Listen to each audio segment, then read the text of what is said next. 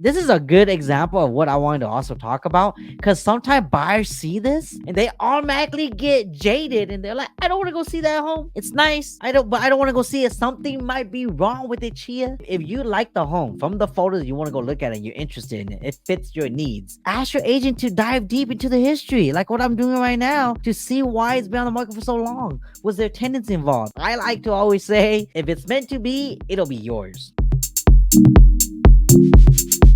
You guys have been asking me about homes coming back on the market. Okay, so I'm going to talk a little bit about that.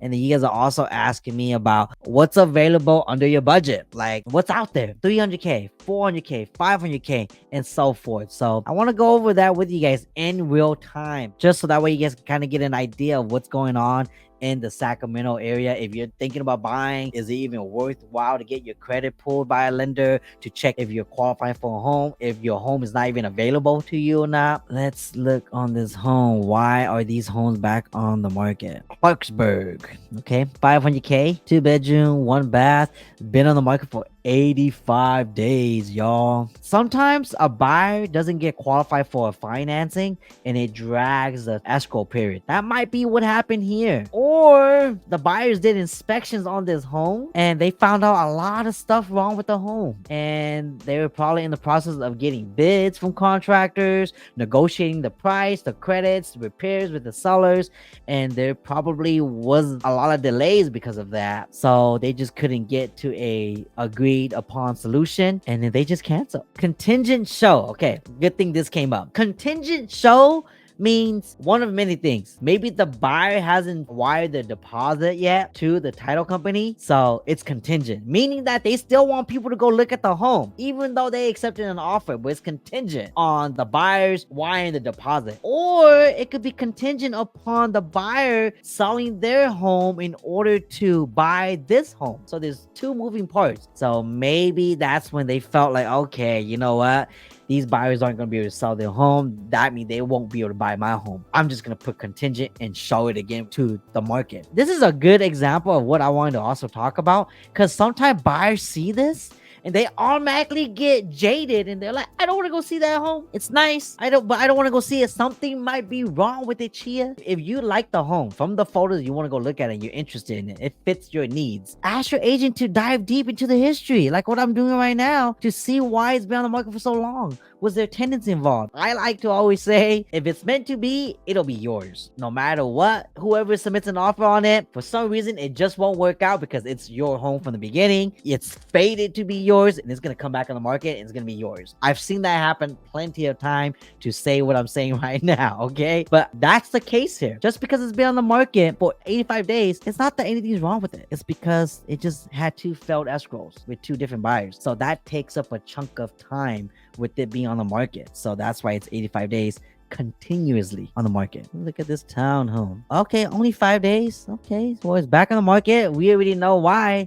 Most likely the buyer just submitted a bunch of offers on different homes, and the sellers of this home probably accepted their offer, and then they were waiting for another offer to respond, and that offer probably responded and said, hey, we're accepting your offer, not knowing that they accepted an offer on this one, but they like the other one better, so they decided to cancel on this one, which you should not be doing, by the way. If you get caught, that's gonna suck for you and your agent, because it's unethical and you're wasting sellers' time. If you submit 20 offers on 20 different homes and they all accept it, you could only buy one.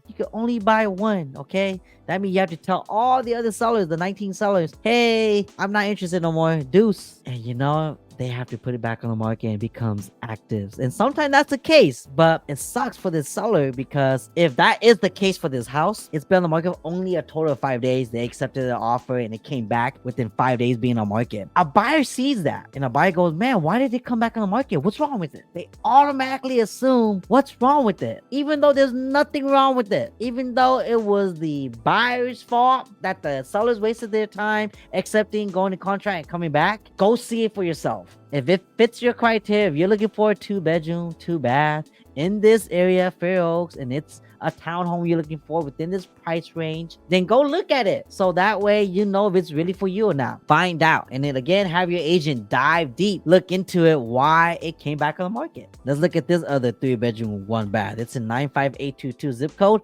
And looking at the photos, it needs a lot of work. Okay. It's not gonna qualify for financing, okay? This home right here, see how this says cash or hard money only. Hard money is basically like private financing. It's where you don't go through a traditional lender. You go through like a private investor that gives you the money to buy the property for you. They probably give you like 60 or 70% of the loan, but they charge you 10% interest rate or higher. And you gotta pay it back within like 1 or 2 years. That's what a lot of flippers do. Look at this. Been on the market for 3 days. So of course, first-time home buyers are not gonna be looking at homes like this. In this case, if you were a buyer and you were looking for 3 bedrooms under in the Sacramento area and your budget was 300K and under, I would probably say you might want to change it to a 2-bedroom, 1 bath. But a first-time home buyer is not going to look for this.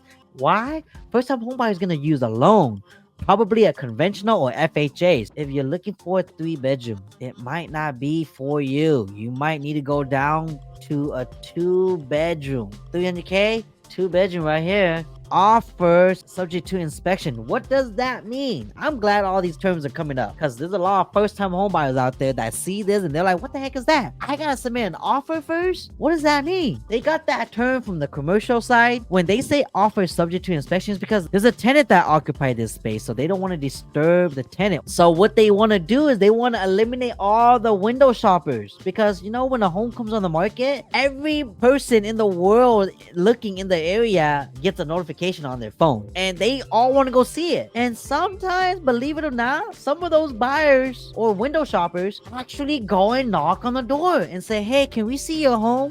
We see that it's for sale, not knowing if they had an agent to represent them. That agent would have told them, we actually can't go look at that home, Mr. or Mrs. Buyer, because they said do not disturb the tenants. And they say no showings. We got to actually submit an offer subject to inspections. And because of that clause, subject to inspection, it eliminates a lot of window shoppers that's not even qualified to buy a home, that's not really interested in buying. They just want to go look because they're nosy, their neighbors, or whatever the case may be.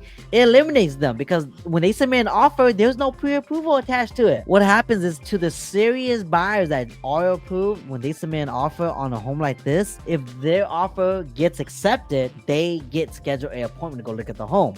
And then once you go look at the home, if you don't like it, then you can back out. That's why it's subject to inspection. So they want to vet the buyers first before showing it to them. Because if they show the home to 100 buyers right now that's in the market, but only 5 of those 100 buyers are actually qualified, then the tenant, you know, is going to be pretty pissed that they open up their house to all these people, you know. So that's kind of why they use that term. Don't go knocking on people's door without setting an appointment, regardless if it's vacant or has tenants occupying it. Another 2-bedroom, 1-bath by 95838. It says do not contact occupant. It's an investor special only. Okay, so it must need work. Yep, cash offer only. Okay, so first-time home buyers wouldn't even look at this. All right, hopefully you guys learned something. For the 300K buyers, probably 2-bedroom or less, or change locations to something further, or lower the bed count or square footage. Okay, this house looks okay. It's 900 square foot. I hope you guys are seeing this. The reason I wanted to show this to you guys too is because look, we went up 100K, right? From 300 to 400K, and 3-bedroom, 1-bath, but it's in a different location. Okay, this area is a little bit more desirable. The surrounding homes are comping between 4 to 500K, you know. That's why you don't have a 2-bath, and that's why it's barely a 3-bath, and it's only 960 here, okay, for 400K. But if you go back to like a same zip code we were looking at earlier, like let's go look at a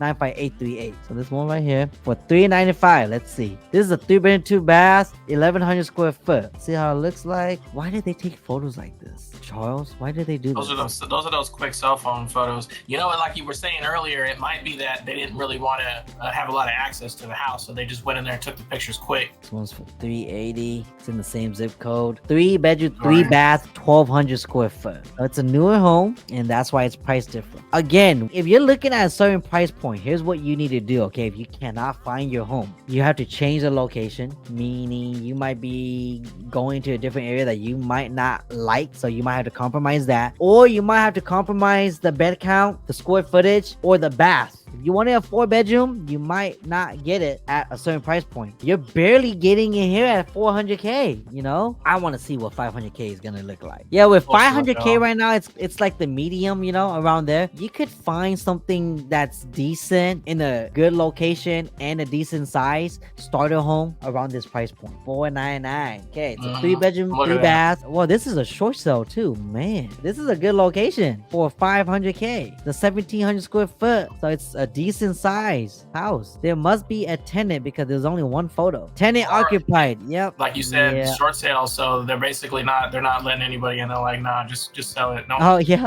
Eviction did not get started.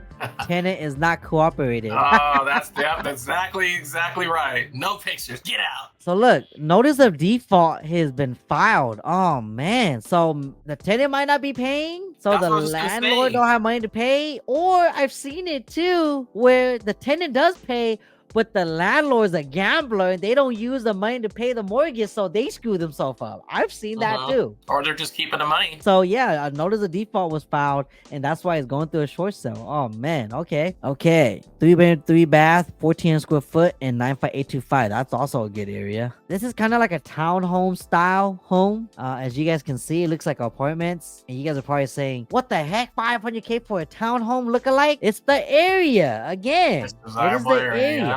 Okay, and look, they took nice pictures. They did some updating, you know, so it's nice. I know this area too. This area is actually super close to the college area, so anywhere around there is pretty expensive. This is near our college town. Oh look, there's a pool, and this is your garage. It's detached, so it looks just like a condo or townhome style. This is the style, and this is for 500K, but it's in a good area though. It's in a desirable area where the college is literally right there. And the river's right there. Some of these backyards, you can just walk into the trail by the river on American River over there. So that's what you get for 500K. But that is it. I will let you guys go. Thank you guys so much for tuning in, and I will see you guys next time.